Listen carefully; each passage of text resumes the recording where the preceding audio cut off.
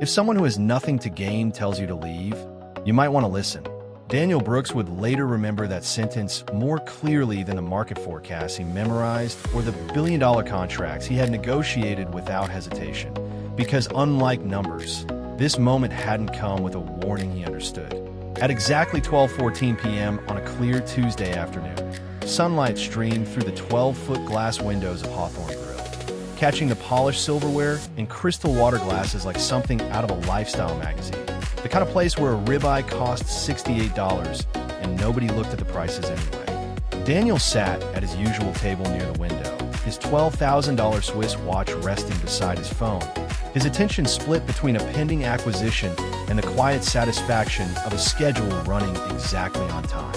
He liked control.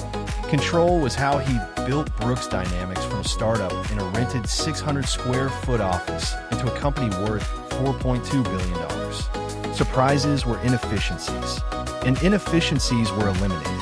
So when the waitress approached his table, he barely noticed her at first.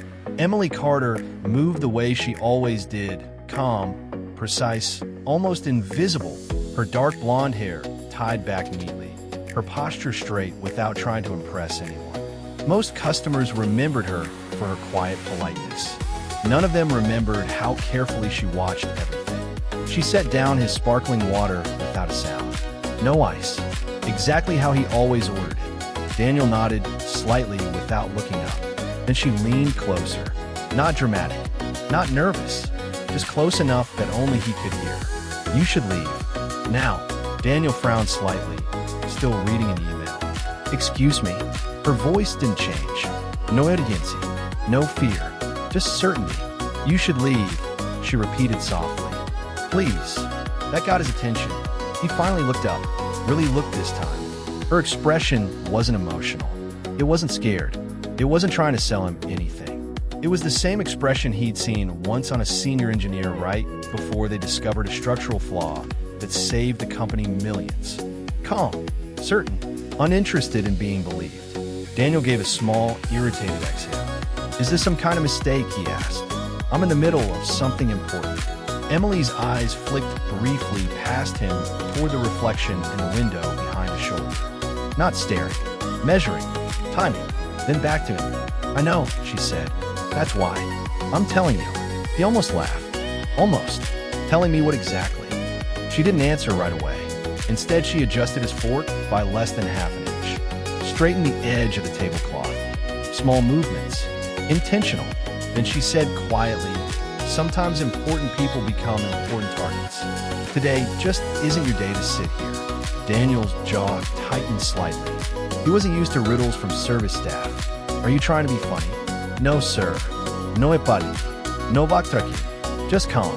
Around them, the restaurant continued like normal. A couple discussing real estate. Someone celebrating a birthday. The low hum of wealth pretending to be casual.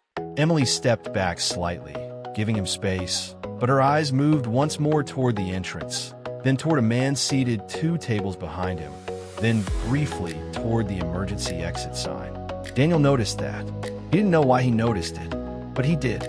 "Look," he said, lowering his voice. "I don't know what you think is happening, but I don't respond well to vague warnings." Emily gave the smallest nod. "That's fair." Then she said the one thing that would stay with him long after the police lights reflected across the restaurant glass. "I'm not asking you to believe me," she said.